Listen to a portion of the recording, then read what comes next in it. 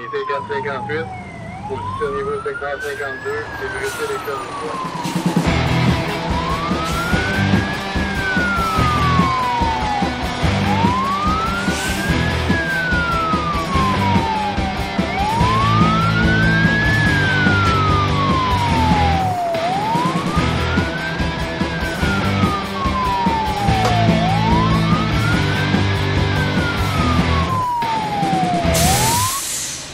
Ça vous prend un guide. Les accidents impliquant un véhicule incendie sont fréquents au Québec. Les causes et les circonstances sont très variables, comme en témoignent ces statistiques obtenues par différents services incendies de 2011 à ce jour.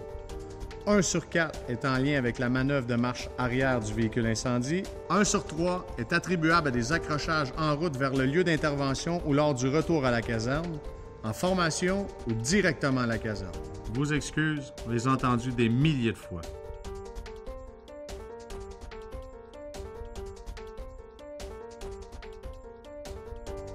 Hey! Plus d'excuses.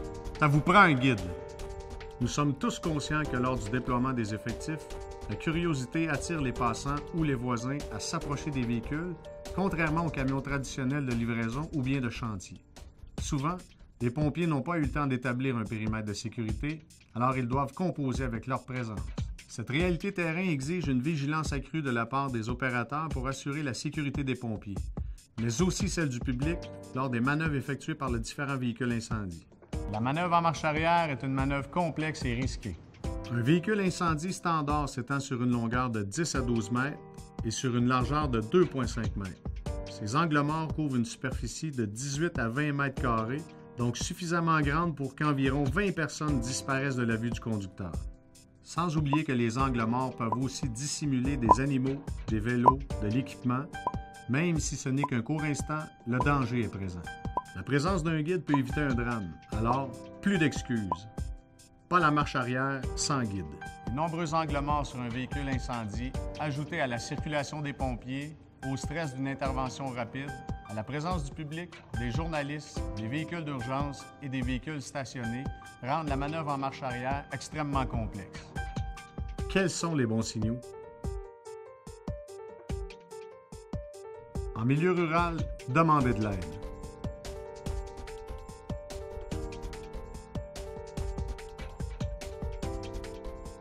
Maintenant, vous le savez, alors plus d'excuses. Le premier camion arrivé sur les lieux peut communiquer aux autres camions les indications pour bien se positionner. L'important, c'est que vous trouviez vos propres moyens afin de respecter les procédures, selon vos modes de travail.